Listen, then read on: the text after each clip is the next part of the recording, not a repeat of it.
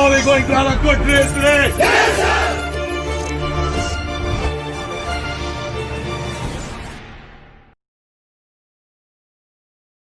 जय हिंद भारतवासियों, सुप्रभात सेना न्यूज में आप सभी का स्वागत है।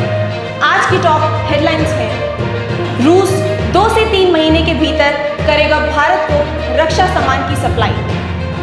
पाकिस्तान को FATF का झटका, टेरर फंडिंग के नाते अभी भी रहेगा ग्रे लिस्ट में। आतंकवाद पे एक्शन तो दूर, PM इमरान खान ने बताया ओसामा बिन लादेन को शहीद। भारत 20 रूसी MiG-29 जेट्स खरीदेगा। गलवान में फिर दगेबाजी कर रहा चीन, सैटेलाइट इमेज से खुलासा। भारत चीन गतिरोध के बीच सेना प्रमुख नरवाने ने किया लद्दाख यात्रा का समापन। आइए सभी हेडलाइंस के बाद में देखते हैं खबरें विस्तार। रूस भारत की रक्षा उपकरणों की मांग को 2-3 महीने में पूरा करेगा। नई दिल्ली में सौंपे जाने वाली एक आधिकारिक सूची की भी प्रतीक्षा कर रहे हैं। रक्षा मंत्री राजनाथ सिंह की रूस यात्रा के दौरान भारत ने रक्षा उपकरणों की सप्लाई करने का आग्रह किया। इसमें ज्यादातर चीजें सशस्त्र बलों की दैनिक आवश्यकताओं से जुड़ी हैं। भारत की इस मांग को लेकर रूस का रवैया सकारात्मक था और उसने शीघ्र ही ये उपकरण सप्लाई करने का आश्वासन दिया। रूसी सरकार के सूत्रों ने कहा, हमें जल्द ही इसकी सूची मिलेगी और हम जल्द से जल्द इनकी सप्लाई करने की पूरी कोशिश करेंगे। शायद 2 से 3 महीने के अंदर हम ये सप्लाई कर देंगे। हालांकि भारत की ओर से यह आग्रह दैनिक आवश्यकताओं के रक्षा उपकरणों के लिए है। सूत्रों ने कहा कि भारत की ओर से S-400 या Su-30 की जल्द डिलीवरी के लिए कोई तत्काल अनुरोध नहीं किया गया है। फिर भी रूसी पक्ष जल्द डिलीवरी कर सकता है।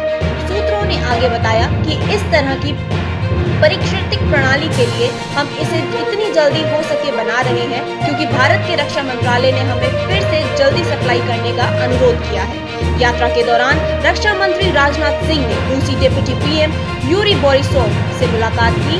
बैठक के बाद सिंह ने कहा, हमारे सभी प्रस्तावों को रूसी पक्ष ने सकारात्मक प्रतिक्रिया मिल रही है। मैं अपनी चर्चाओं को लेकर पूरी तरह संतुष्ट हूँ। रूसी पक्ष ने यह भी आश्वासन दिया कि मौजूदा अनुबंधों को बनाए रखा जाएगा और न केवल बनाए जा रखेगा, कई मामलों में कम समय में आगे ले जाया जाएगा। बता दें कि रूसी रक्षा मंत्री के निमंत्रण पर विजय दिवस परेड 75वीं सालगिरह में शामिल होने के लिए मॉस्को की 3 दिवसीय यात्रा पर गए थे। परेड में 75 सदस्यों वाली भारतीय टुकड़ी भी मजबूत भागीदारी देखी गई। FATF अमेरिका ने आतंकवाद पर घेरा फाइनेंशियल एक्शन टास्क फोर्स ने बुधवार को फैसला किया है कि पाकिस्तान को फिलहाल ग्रे लिस्ट में ही रखा जाएगा क्योंकि वह लश्कर-ए-तैयबा और जैश-ए-मोहम्मद जैसे संगठनों को पहुंचने वाली फीडिंग पर नकेल नहीं कस पाया है। वहीं अमेरिका के स्टेट डिपार्टमेंट की कंट्री रिपोर्ट ऑन टूरिज्म में साल 2019 में भी कहा गया है कि भारत को निशाना बना रहे लश्कर-ए-तैयबा और जैश-ए-मोहम्मद जैसे संगठनों को पाकिस्तान ने अपनी जमीन पे ऑपरेट करने दी।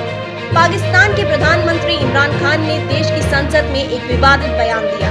उन्होंने अल-कायदा सरगना ओसामा बिन लादेन को शहीद बताया है। उन्होंने कहा कि पाकिस्तान को अमेरिका की आतंकवाद के खिलाफ जंग में साथ देना ही नहीं चाहिए था।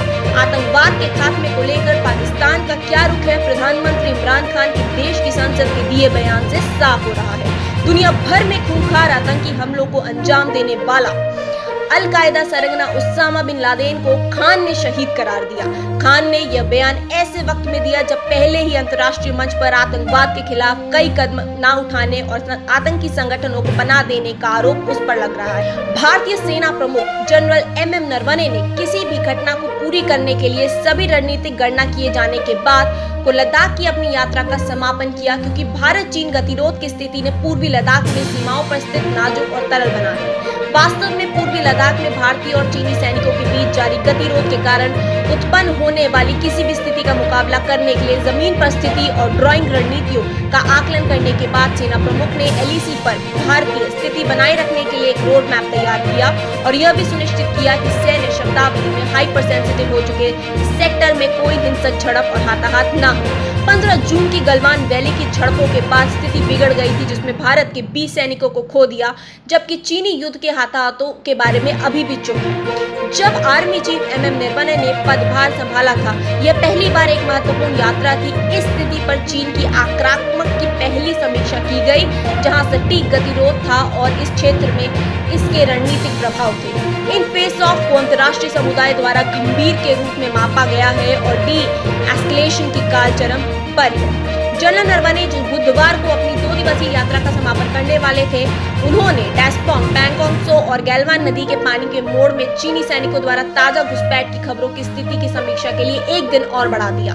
सोमवार को अपनी यात्रा के पहले दिन से शुरू होकर लगातार 3 दिन तक लेह में 14 कोर के मुख्यालय में बैठे उत्तरी कमान के प्रमुख लेफ्टिनेंट जनरल वाई के जोशी और 14 core commander lieutenant general Harinder Singh, जिनकी सेना लद्दाख सेक्टर में सीमाओं की देखभाल करते हैं, इस रणनीतिक बैठक का हिस्सा थे। जनरल हरिंदर सिंह, जिन्होंने वास्तविक नियंत्रण रेखा के साथ चुशुल मोल्दो क्षेत्र में अपनी चीनी समक्ष मेजर जनरल यू लीन के साथ सैन्य स्तरीय वार्ता को 2 बार भारतीय पक्ष का नेतृत्व किया था, ने सेना प्रमुख को बातचीत की प्रकृति और निकाय के बारे में जानकारी दी। सेना प्रमुख ने लगभग सभी घायल सैनिकों से बातचीत की और बहादुरी के लिए उनको प्रशंसित भी किया गया। पिछले सप्ताह वायुसेना प्रमुख air chief marshal RKS Bhadauria ने लद्दाख और श्रीनगर वायु सैनिक अड्डे का दौरा किया था और क्षेत्र में किसी भी परिस्थिति से निपटने के लिए भारतीय वायुसेना की तैयारियों का जायजा लिया था।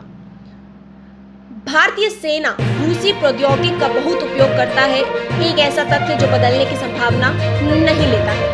इंडियन एयरफोर्स अब कथित तौर पर रूस से 21 MiG-29 सुपरसोनिक फाइटर जेट सहित 33 अतिरिक्त लड़ाकू विमानों का ऑर्डर देने की योजना बना रही है। भारत ने इकोनॉमिक टाइम्स में यह खबर सबसे पहले आई, जिसमें कहा गया कि ये विमान भारतीय वायुसेना में MiG-21 लड़ाकू विमानों की जगह लेने और नए विमानों को प्रशिक्षण देंगे।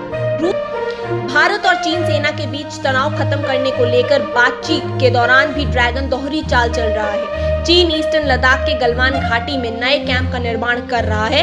यह कैंप ठीक उसी जगह बनाया जा रहा है जहां 15 जून को भारत और चीन की सेना के बीच संघर्ष हुआ था।